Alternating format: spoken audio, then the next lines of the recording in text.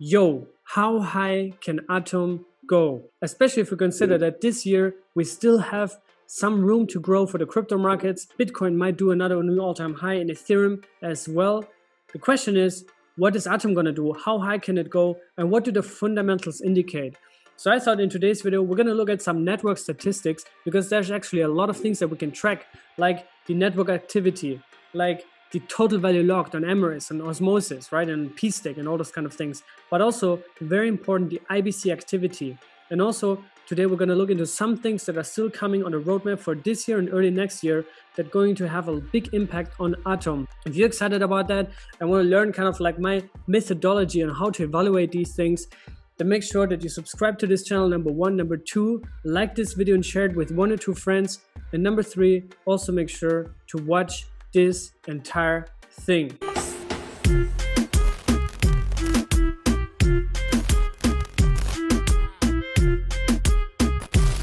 Yo, before we get started, obviously, none of this is any sort of financial advice. You are old enough and mature enough to take your own responsibility and accountability to whatever you put your money in, right? Crypto is extremely volatile.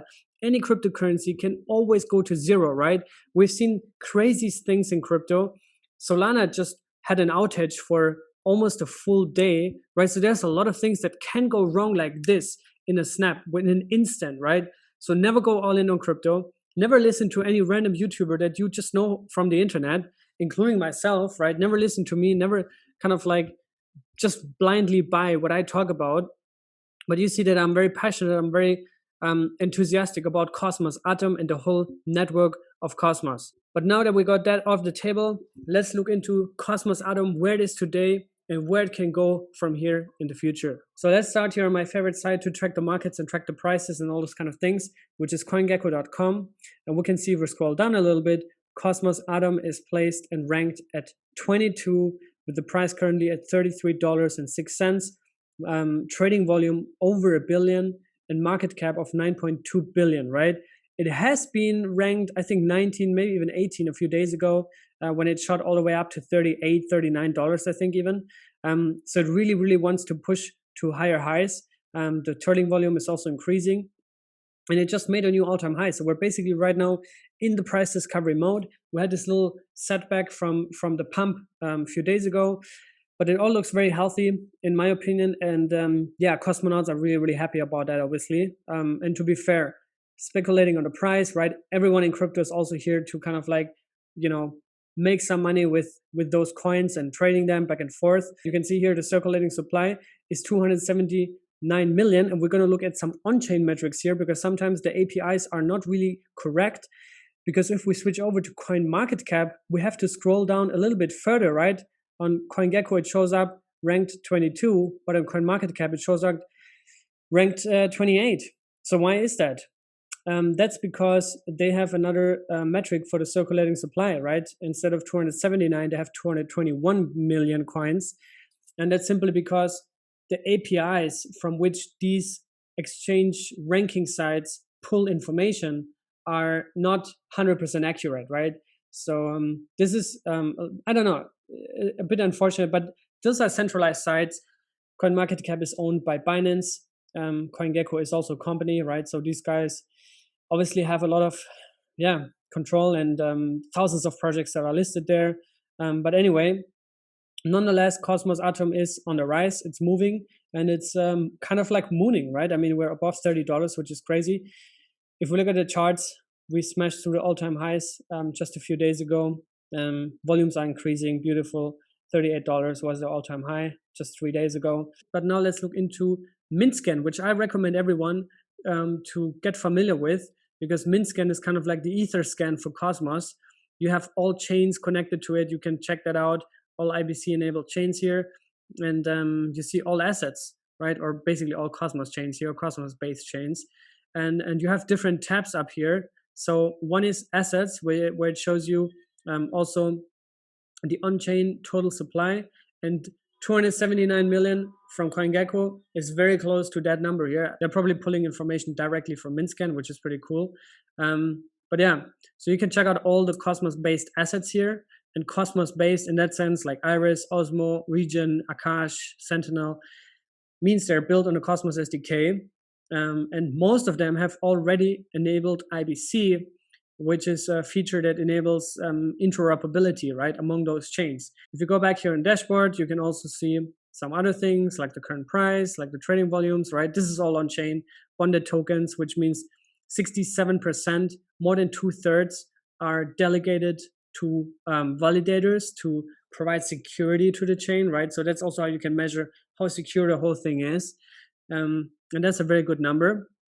And that's also the target number, right? So if you don't know, Atom has a dynamic inflation rate that varies between 7 and 20%. The target inflation is always 7%, but it fluctuates depending on how many atoms are staked, right? So if this number would shoot up now to 80, 90%, the inflation would decrease, go lower, so that people are kind of like disincentivized to stake to the network and have some atoms liquid. But if it goes below that, you'll see, if it goes below 66%, you'll see the inflation go up so that people are incentivized to stake. Because if inflation goes up, the staking rewards go up as well, right? Because majority of the staking rewards come from the inflation. So that's why currently you have also 10% staking rewards on Atom. But if it would go down significantly, the inflation rate would go up, and then also the staking rewards would go up, which also means if you have your atoms staked to the network, you're not getting diluted. You're not suffering being inflated, right, by the inflation rate. So this is very important to understand, because obviously everyone hates the word inflation, but it only applies for people that hold Atom liquid. It doesn't apply for people that are staked to the network. If you're staked to the network, you have 0% inflation. So that's a very important thing to understand here. So yeah, those basic tokenomics are really, really important. And also, if you have any questions to that, or if anything is unclear, please comment under this video so I can answer those things. But now the question is, okay, how high can Atom go, right? It's on ranked 22 now, has a solid market cap of like $9-10 billion, right? But in order to visualize that and better understand this, I recommend this site marketcapoff.com, because here you can type in coins and you can basically compare their market values to each other, right? Because it's not about the price, it's more about the market value. If you want to understand how much would be the price per token if it had the same market cap of another token, right? So let's compare some coins here. I already mentioned ADA, and I think Atom can definitely compete with ADA in that sense. And it would place one Atom at $272, which has an upward potential of 8.23x, right? And here you can break down the market caps from 9 billion to 77 billion. So if Atom would reach the market cap of ADA right now, and ADA was even way higher than that, I think ADA reached $100 billion market cap, then one Atom would be traded at $272. And I think that's the first kind of like big move that Atom can make, is to cross the 3-digit barrier, right? To have one Atom at minimum $100. And then from there to get to 200, 300, 400 is easier, right? Because, I mean, we've seen it in real life with Solana. Solana went from $20 to like 200 in a snap in a couple of weeks. And I don't know why Atom could not do that, right? So comparing Atom with ADA, I think is a good indicator. But let's say, okay, maybe ADA is a bit too high. Let's look into DOT, which is a little bit behind. If Atom would reach the market cap of DOT, it would be at $126 roughly, which is an upside potential of 3.8x. And that even though one DOT currently costs roughly the same as an Atom, right? DOT is at $35, Atom at 33. So roughly the same, but the market cap is not the same, right? Because there's, I think 100 million DOTs, but there's 279 million Atoms. So that's why the price is different, right? You have to compare the amount of tokens that exist and then multiply that with the price, and then you get the market cap, right? That's kind of like the equation here. But I think DOT is also incredibly feasible, and we're going to look into some things that are being added to Atom now in the future that would also make it more competitive with the tokenomics of DOT. But if we say like, man, I'm ultra bullish on Atom, I can't sleep at night, I think this thing is going to go through the roofs to space and Mars and beyond, then let's look into Atom versus Ethereum. And if Atom would reach the market cap of Ethereum, one Atom would be traded at $1,500. I mean, that's absolutely crazy to imagine. But why not? I mean, it's definitely capable to achieve that one day. I'm not saying in the next couple of months, but maybe in 5 years, maybe in 10 years, I don't know. So that's why I think it makes sense to say, okay, I'm going to hold on to my coins that I'm truly fundamentally convinced of for a long, long, long time. And if that is Atom, which is what it is for me, then fine. But if it's some other coin, then that's also fine, right? But that's how you can play around with the numbers and see like, okay, what is actually possible. And I think Ethereum at 3.5K, which you can see here also, 3.5K, 420 billion market cap, is not unthinkable that other coins could get there someday as well, right? But now let's make a little cool trick here, and that is, instead of saying how much would one Atom be worth at the current ETH market cap, how much would you have to pay for one ETH at the current Atom market cap, right? And we can just flip that around here, and we can say, wow, one ETH at the market cap of Atom right now would price one Ethereum at $78, right? So that's the same as saying, what if you had a chance to buy Ethereum at $78, $79 today, right? And the answer is, well, you could just buy Atom, and it's the same like buying ETH at the current price at $79. So obviously, this is a lot of kind of like speculation, a lot of things, but I just want to make you aware that these tools can help you better understand how cryptocurrency prices come together and market caps, right? And what correlation there is in between. And also, let's play this even further and say, okay, instead of comparing this to Ethereum, let's compare it to Bitcoin, right? And buying Atom right now at $33 is like buying Bitcoin at $500. Like, yeah, I mean, this is what I mean, right? Like, the number is one thing, but the market value, the market size is another thing, and also market depth, that's another thing, which is not covered with this. But I think it's a cool indication to see, okay, this is the potential, right? This is technically the potential. And also, obviously, also you have to consider what kind of like size of the problem are they resolving? What is Bitcoin resolving? What market are they addressing? How much potential market share could they get, right?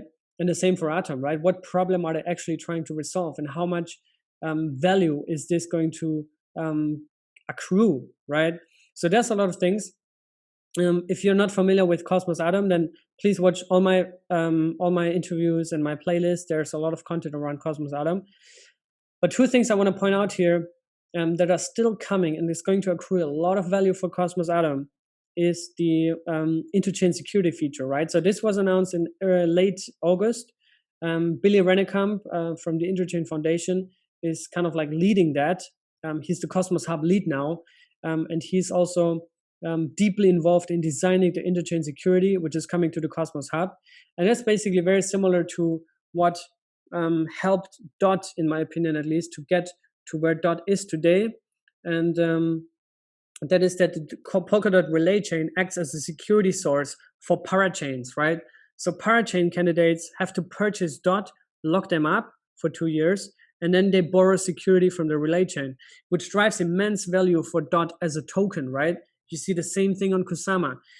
Now, Cosmos is also going to add this feature in a different kind of like form, in a different shape and form, but it's coming, right? And this drives a lot of organic demand for Atom. Another thing that is coming, which is something that I'm really, really excited about, is to add IBC routing to the Cosmos Hub, right?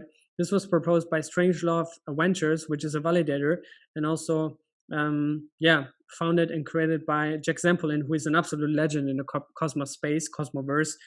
And they reached quorum for this proposal, already have 43%, 100% yes. So what this proposal basically means is that the Cosmos Hub would accrue value from increased IBC traffic. And what this means concretely is that Strangelove Ventures is going to build an IBC middleware module to pay the hub validators and stakers. This proposal implements a governance configurable fee, which we propose should be initially set at 0 to encourage adoption, that will be taken out of each packet and given to the community pool. So basically, Atom stakers and validators are going to generate revenue and cash flow with increased IBC relaying, increased IBC adoption, right?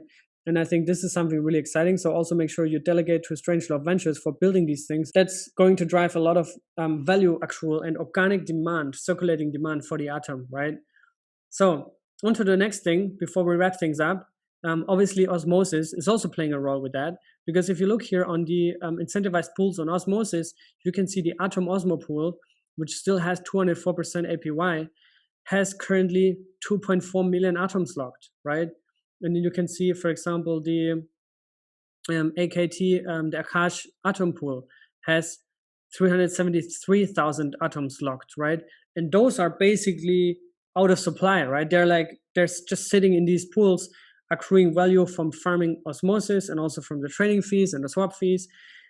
But these atoms are kind of like out of the supply, right? They're locked away. Same if we look on Emirates, right? You have here pools with Akash, $12 million in liquidity. Sentinel, 12 million. Region, almost 10 million. 182,000 atoms are locked in this pool. $6 million. Boom, out of circulation, basically. And this just decreases the velocity of money for atoms, right? On top of what we already have, decreased velocity of money from staking, right? Because 66%, nearly more than 2/3 are already staked, which is also decreasing the sell pressure and also the velocity of money here. Then we also have P-stake, right, from persistence. And there's currently 113,000 atoms staked, right? These are kind of like also out of circulation, right? So the rise of DeFi, the implementation of IBC routing, the shared security or interchain security, how it's called in Cosmos, all these kind of things are going to drive immense demand and basically could create a supply shock for atoms, right? So this is really, really exciting. All right, so lastly, let's also look into some IBC numbers here and some IBC traffic and users here on mapofzones.com, which is the best site to kind of like have a visual overview of IBC traffic and all chains that are connected to it, and in real time. So I remember a couple of months ago, this was not as it is today. Now it's all kind of like coming together. The internet of blockchains is coming together in real time. And you can see the most IBC transfers obviously are still happening on Osmosis. I guess because obviously the high IPYs, right, and farming rewards and incentives, total transactions, that's actually 24-hour. Let's zoom a little bit out, 30 days. Osmosis, they have killed it, right? You can do cross-chain swaps, or interchain swaps, you can do interchain liquidity provision, all those kind of things. Cosmos Hub is also now with the rollout of the Gravity DEX and Emirates catching up a lot. And if we look at monthly active users, the Cosmos Hub with nearly 70,000, Osmosis with 24,000, Crypto.com with 13,000, Akash almost reaching 10,000. Like, this thing is active. IBC is going through the roof. And I think the IBC kind of like virality is just around the corner. I can feel it. I think a lot of chains are implementing IBC. Terra is in the process. I think in the next 10 days or something, Terra is going to implement IBC, which brings in the first giant stablecoin. E-money is also bringing stable coins, euro-backed stable coins. And that's the coolest thing, is you can track those things in real time by yourself, right? Map of zones for IBC stuff.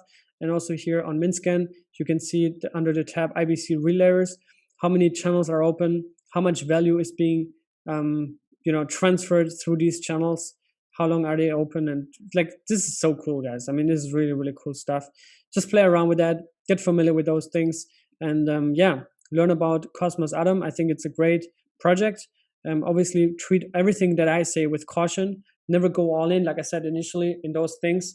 This is still highly experimental, early stage technology. But so far, Cosmos, Tendermint, IBC, the Cosmos SDK, it's all kind of like coming together.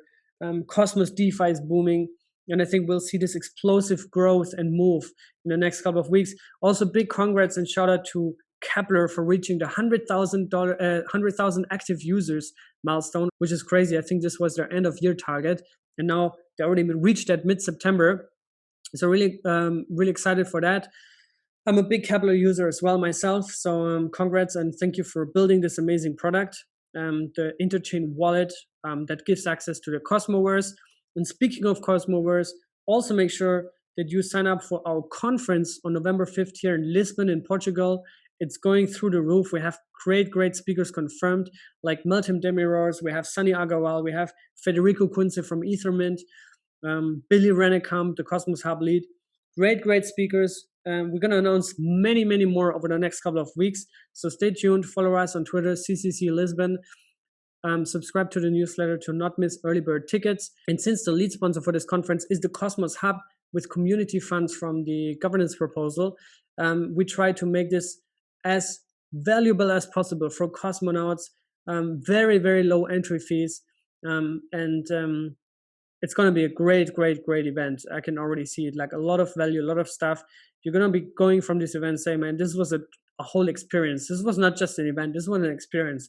So that's my goal. I hope to see you all in Lisbon. I hope to hear from you and also connect with me on Twitter, on Telegram. Ask me your questions also under this video. I'll see you guys on the next one. Stay safe and be good.